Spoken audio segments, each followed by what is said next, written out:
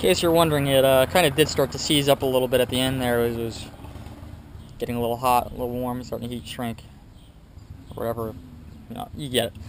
But shut it down, put some of the fogging material in there, that stuff does, it's unbelievable.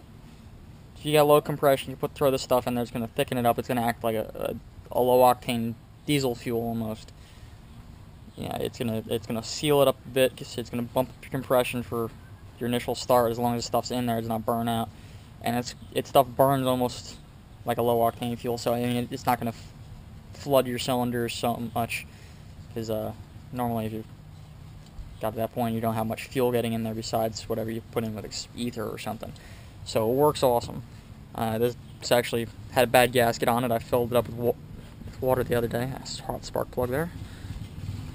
Filled it up with water the other day by putting on the hose. The gasket was bad in the exhaust. Filled up the motor. Realized it after it was coming up through the carburetor.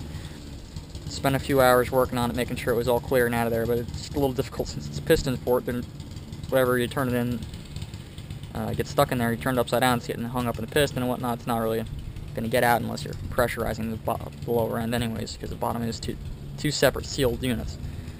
So I had a hard time getting it started. Ether wasn't really working, doing much more than a couple putts, and that was it. Put some of that in there, and it seemed to do the trick right away.